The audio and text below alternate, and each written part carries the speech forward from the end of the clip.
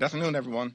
It's an honor and a privilege today to be joined by House Democratic Whip Catherine Clark, Frank Pallone, the once and future chairman of the Energy and Commerce Committee, who, of course, is the leading champion in the House Democratic Caucus in the Congress for the health care of the American people. Certainly, Angie Craig, the top Democrat on the Ag Committee, who's doing a tremendous job. And, of course, Brendan Boyle, the future chair of the Budget Committee, who has been our point person on budget reconciliation. House Republicans are determined to jam a reckless and extreme budget down the throats of the American people that will enact the largest cut to Medicaid and the largest cut to SNAP in American history. Children, families, women, veterans, older Americans, people with disabilities, and everyday Americans will be hurt. These proposed cuts to Medicaid and SNAP are unacceptable, unconscionable, and un-American.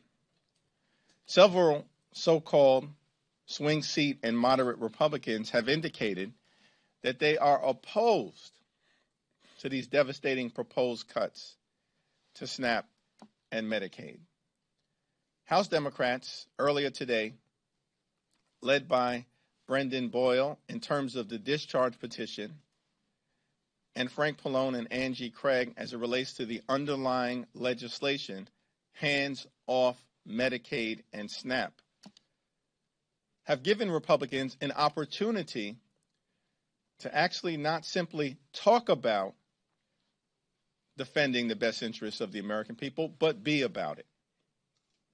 The discharge petition is now live on the House floor. All we need are 4 Republicans to do the right thing, stand up for Medicaid and stand up for SNAP so they can stand up for the American people, and we can stop the devastating cuts that Republicans are proposing to the health care of the American people, and cuts that would literally take food out of the mouths of children and families. Hands off Medicaid and SNAP.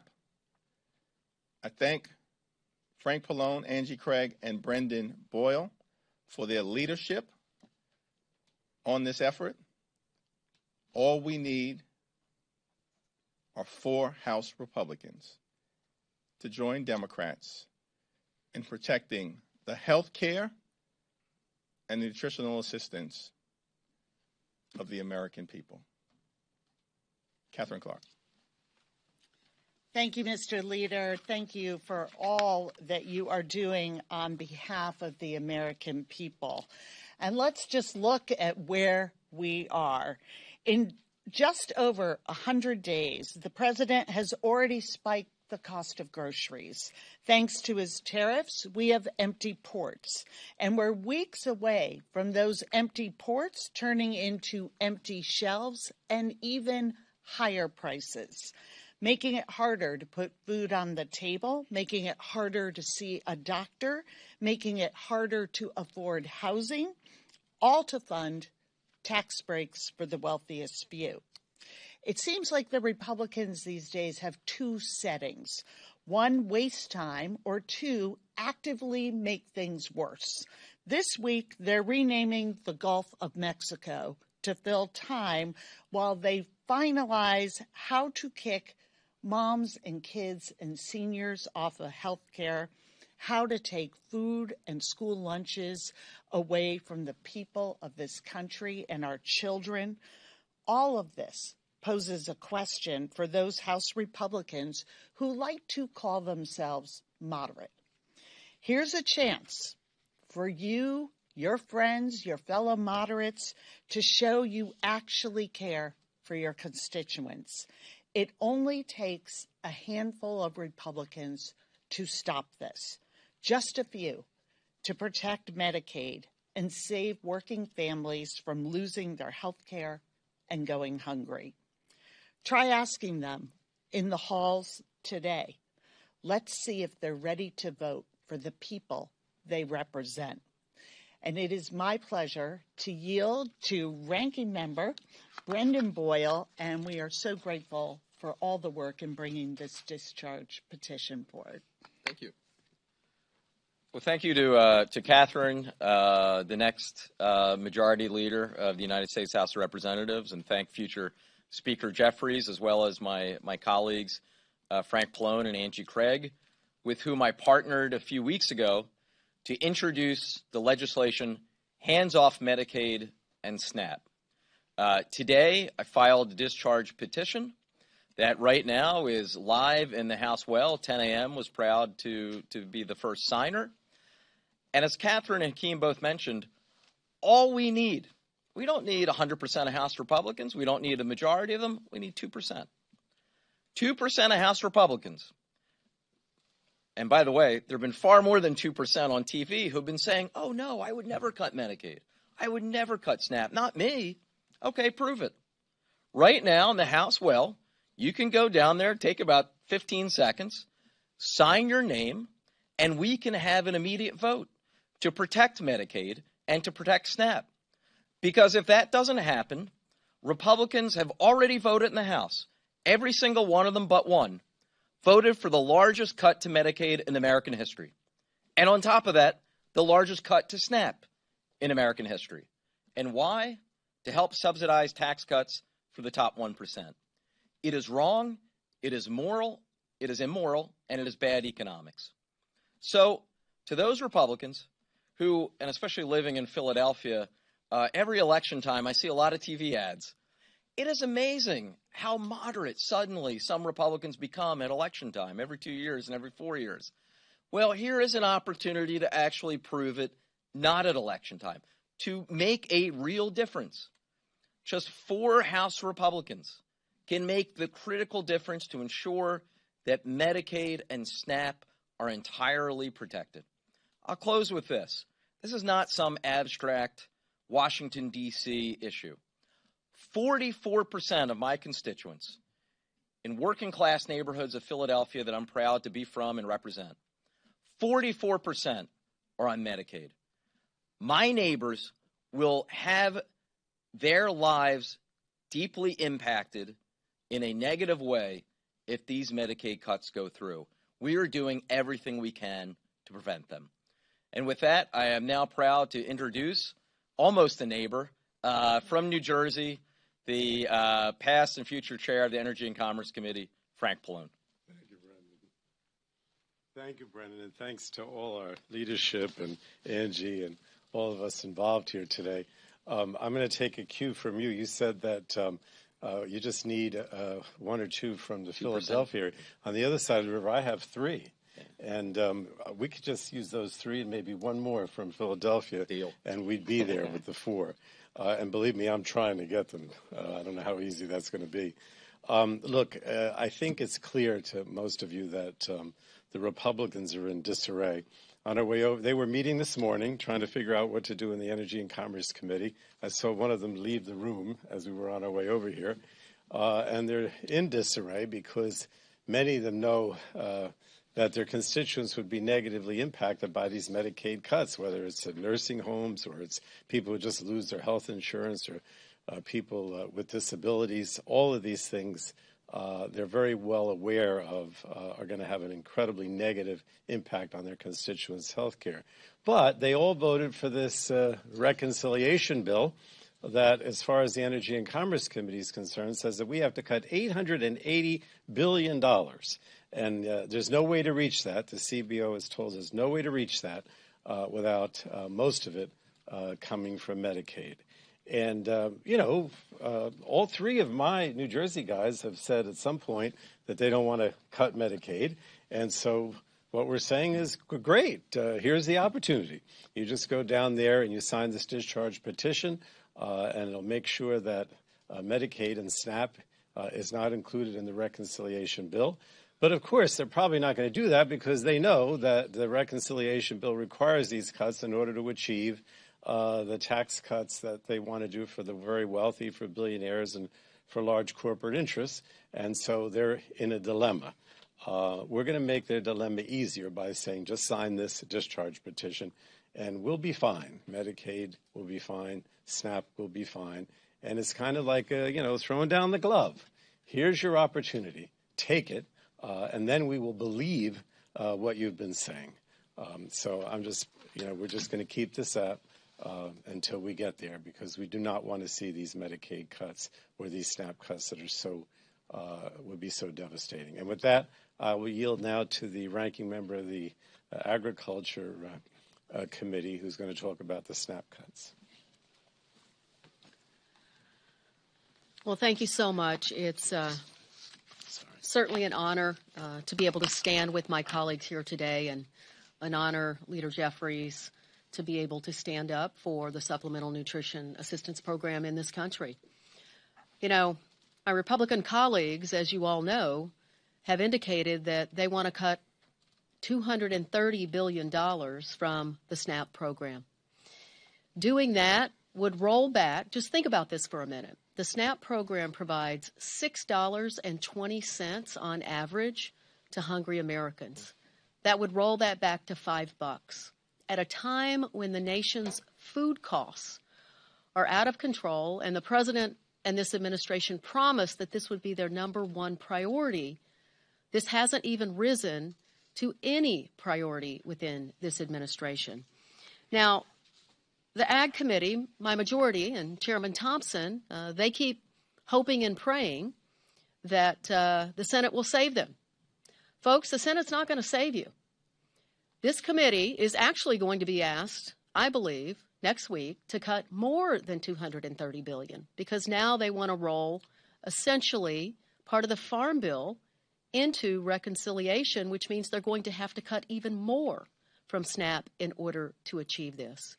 So let me be clear about all of this.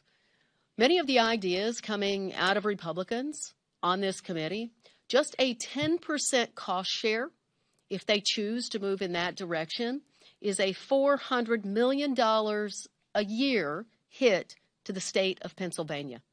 It is $4.27 billion over the next 10 years. So my colleagues, they truly have a choice here. They've said that they don't want to cut SNAP benefits. And truly, I believe that Chairman Thompson does not want to. But I also believe that Chairman Thompson is going to be rolled by Republican leadership, is going to be rolled by the White House. If this administration truly cares about family farmers, let me tell you this. Cutting SNAP by $230 billion is a direct cut of $30 billion to farm income in our country. And that doesn't even include the money that goes into SNAP for the truck drivers who drive the food to the stores, the retailers, and especially in rural communities across our country who sell that food, and of course, the hungry Americans and Minnesotans who rely on that, which are principally 70% veterans, seniors, and children in our country. And by the way, SNAP already has work requirements. So do not allow my Republican colleagues to try to characterize this as anything but taking food out of the mouths of hungry children in our country. I have 4 Republicans in Minnesota, 4 Republican congressmen and women. Last week, I decided that I would go around the state of Minnesota and I would do town halls in each of their Republican districts. And I can tell you cuts to Medicaid and cuts to SNAP were 2 of the most concerning issues that their constituents raised to me, because they won't show up and do their own town hall. So I say to you, I'm not looking for 4 Republicans in this country. I'm looking for 4 patriots in this country. 4 Republicans, that's all we have to find. And folks, if we can't find 4 patriots left in our nation to put their money where their mouth is and sign on to this discharge petition, then that is a truly sad day in America and a truly sad day for the Republican Party. Thank you, and I'll turn it back over to Leader Jeffries for comments. Thank you, Angie. Thank you, Frank, Brendan, and Catherine. Questions? Thank you, Leader Jeffries. Republican Congressman Nunn, Van Orden, and Bacon have signed on to a point of order that aims to kind of accomplish similar to what you all are discussing here. Will you support that, and should members of your caucus support both? Those three members need to support the discharge petition that has been filed because it's ripe. The point of order that those three Republicans filed won't ripen until at least 30 legislative days. It's not a serious effort. If the Republican speaker says he's aiming to get this done by Memorial Day, the only serious effort to actually stop Medicaid and SNAP cuts from going into effect is the discharge petition that is live now on the House floor, supporting the legislation that has been advanced by Frank Pallone, Angie Craig, and Brendan Boyle. If I can just quickly follow up, and then I have a question. Have you all, or will you all be reaching out to those three Republicans, given that they are similarly having the same line of thought? We've been in conversation with Republicans throughout this entire process because more than a dozen Republicans, if not more, have repeatedly and publicly said they will not support a budget reconciliation that actually cuts benefits for Medicaid and SNAP. However, it's time for them to actually put their money where their mouth has been legislatively and support a bill that can actually prevent Medicaid and SNAP benefits from taking place. The 1974 Budget Impoundment and Control Act explicitly prohibited Congress from touching Social Security in the budget reconciliation process. This legislation would add to that prohibition Medicaid and SNAP. It's very simple, it's clean, and it's straightforward. And if just a handful of Republicans actually join this legislation, then we can stop the largest cut to Medicaid in American history from taking place and the largest cut to SNAP in American history from taking place. If I may, House Republican leadership has done a good job of trying to block any discharge petitions that you all have put on the floor because they've tucked it into rules. Republicans have voted to block you all from going forward on past paths. It's possible they could do it again here. How are you all thinking about keeping Republicans on notice through other measures or mechanisms if they do end up trying to block this discharge petition? Well, listen, it's an all-hands-on-deck effort to make sure we protect the health care of the American people, as well as prevent Republicans from literally snatching food from the mouths of hungry children, veterans, and seniors. Now, Republican leadership continues to claim that they have no intention of enacting devastating cuts to Medicaid and SNAP, and so it's not clear to us why they would block an actual legislative effort to make sure that what they are saying actually takes place. Catherine? Thank you. Just to answer this question, this is yet another CYA move by the House Republicans. And frankly, the American people are tired of it. You are seeing it in town halls. We're seeing it across this country. People do not want them to take away their basic needs, health care, food, school lunch programs, feeding our seniors, Meals on Wheels, in order to fund tax cuts. And what we see repeated is so-called moderates writing letters to the speaker saying, this is not good for my district, it's not good for the country, for people, but then turning around and voting for it twice anyhow. And so this latest resolution just falls right into this same, inauthentic action. If you actually want to take and protect health care in this country, and you actually think that this is terrible for working families out there to take away their health care and food programs in order to have tax cuts for the very wealthiest, then vote on it. Vote on it. Don't file something that becomes 30 legislative days from now. Let's do it this week. And let's get back to a process and talking about taxes that makes sense and is centered around families at home. Oh, no. Okay. Thank you. The speaker had indicated that the GAO believes there's about $50 billion in fraud and abuse in Medicaid. What number, if you're looking at fraud and abuse, do Democrats think is okay to cut? First of all, there's nothing close to $880 billion. They argue that over the 10-year window, that would add up to 550 some odd billion. Yeah, they're lying to the American people, but let me defer to Frank Pallone. We did a report in the Energy and Commerce Committee that was based on these red tape requirements in Georgia and Arkansas, two states that experimented with it. And what we found was that overwhelmingly, hundreds of thousands of people, I think it was 80–90% of the people that would normally be eligible for Medicaid lost their benefits because of the red tape requirements. And no one, or practically no one, got a job, right? Because the people were already employed who were able to be employed. So this is not a question of numbers, right? I mean, they can make up whatever numbers they want and say, it's going to be 50 billion, or 100 billion. Well, I understand that, but what I'm trying to say is what my fear is, and I think maybe that's what you're getting at, is that they're just going to, do these red tape requirements and say, oh, that'll hit up to $880 billion. It won't. It wouldn't be anywhere near there. But I think that what's happening now is they're in total disarray.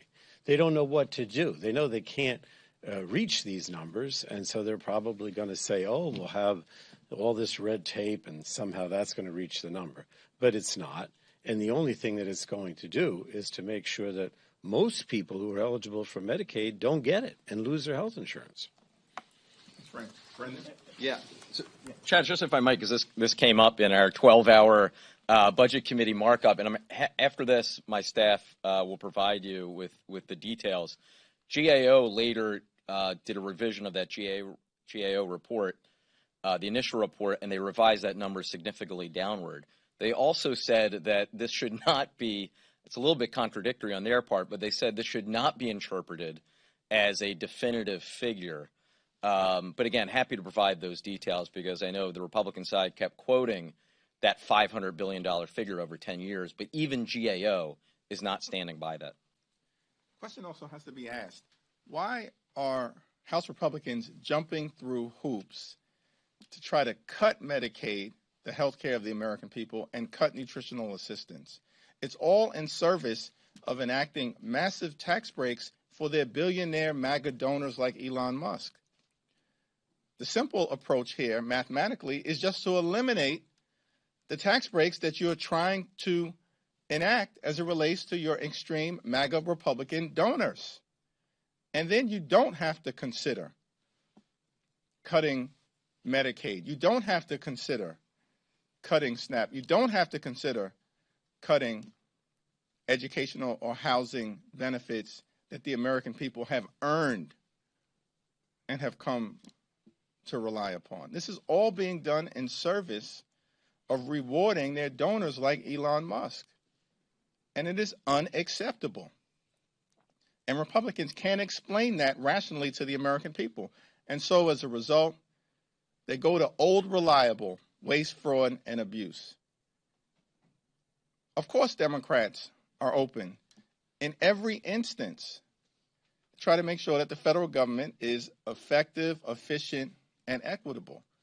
And to the extent that there's waste that can be found in any program, we're open to that in good faith. There is nothing close to $880 billion in waste, fraud, and abuse as it relates to Medicaid. There is nothing close to $230 billion as it relates to the Supplemental Nutritional Assistance Program. It's all phony. And it's all designed to try to justify massive tax breaks for the wealthy, well-off, and well-connected billionaire donors of the Republicans. And that's something that the American people have made clear they reject. Thank you. Many of the Republican lawmakers who have expressed skepticism or criticism about the current potential cuts to, through the E&C committee, they have still, admitted they're open to some sorts of cuts. Are there members that you think you can talk with to sign this who are open to no cuts? Like, is that a viable path, finding 4 people who are open to signing this? Because most have said they're open to some sort of cut. Yes, you have members, including one in New York, in the Westchester suburbs, who has said clearly and unequivocally he's not going to support any cuts to Medicaid benefits. Well, the easiest way to make sure that happens is to sign this discharge petition so that there's an up or down vote on the hands-off Medicaid and SNAP legislation, which takes an existing law, the 1974 Budget Impoundment and Control Act, with an existing provision related to Social Security, and simply extends that to Medicaid and SNAP. Can I just say something? I guess I'm getting a little angry. We're talking about Medicaid cuts, right? And we're saying you're no longer going to be eligible for your health insurance. What does that mean, right? It means I can't go see a doctor. I have to go to the emergency room if I get sick. And then what happens, right? That becomes uncompensated care. That person gets sicker. Ultimately, the federal government ends up paying more, and you have a sicker society. We're talking about real people here and real lives. This is just, they can play all the numbers they want and say this is what this adds up to. The bottom line is it's going to make this country sicker, and it's going to mean more cost to the federal government or the state or to the other people that have health insurance. They're going to have to make up the difference for the uncompensated care. So these numbers game belies the reality of what happens when people lose their health insurance and their Medicaid. I just wanted to mention, since rural development falls into the jurisdiction of the Ag Committee, folks are very concerned about the outsized impact in rural communities across our country to these Medicaid cuts, because a higher proportion of folks who live in rural communities across our country have Medicaid as their primary coverage. And so we are seeing inside our congressional office and inside the committee a revolving door of healthcare organizations coming through to tell us that there is going to be a drastic impact on rural hospitals if, in fact, these Medicaid cuts come through. And it's going to cause not just cuts to Medicaid folks, but all healthcare costs are going to go up, as Frank said, if Medicaid is cut by $880 billion. And in a scenario where we're literally talking about cutting food security for people and health care for people, how in the world is this going to make America healthy again? This is only going to make America sicker, and it's only going to hit the pocketbooks of Americans even more. So all of my Republican colleagues who represent incredibly rural districts across our country because of the mass gerrymandering in our nation, I have been talking to them and telling them publicly and privately that you really do have no idea the long-term impact in your communities. So many jobs in these rural communities come from our local hospitals and healthcare systems. This is going to be a shockwave through rural communities if they move forward with these plans. Thank you. Last question. Yeah, I just wanted to follow up on that GAO report. The more recent version has about $31 billion, if I recall, and about 80% of that is essentially documentation paperwork errors. That still leaves like $6 billion a year. They could be abusive or fraud. Is that the kind of thing Democrats are willing to look at, or is the reconciliation process just like too partisan and you can't even go there? Well, the reconciliation process is hyper-partisan, and it's all being done in service of enacting extreme right-wing policy proposals that they want to visit upon the American people, in many instances doing great damage to the American people in rural America or the heartland of America, small-town America, urban America, and suburban and exurban America as well. we have made clear from the very beginning that we're interested in trying to find any bipartisan common ground to solve problems on behalf of the American people, including making the federal government the most efficient that it can be. We also want to bring about an affordable economy that actually makes life better for everyday Americans. Nothing in this reconciliation process is designed to actually solve problems for everyday Americans, improve the economy, or lower costs. In fact, what we see from Donald Trump and Republicans is that they actually are crashing the economy in real time, raising costs through their reckless tariff scheme, and driving us toward a recession. And on top of all the damage that they're doing relative to the economy, they want to jam this extreme budget down the throats of the American people that will take away health care and nutritional assistance, which is why we're just urging a handful of Republicans to join us on behalf of the American people so that Congress gets the message, hands off Medicaid and SNAP. Thank you. Thanks, Scott. Hey, Chad.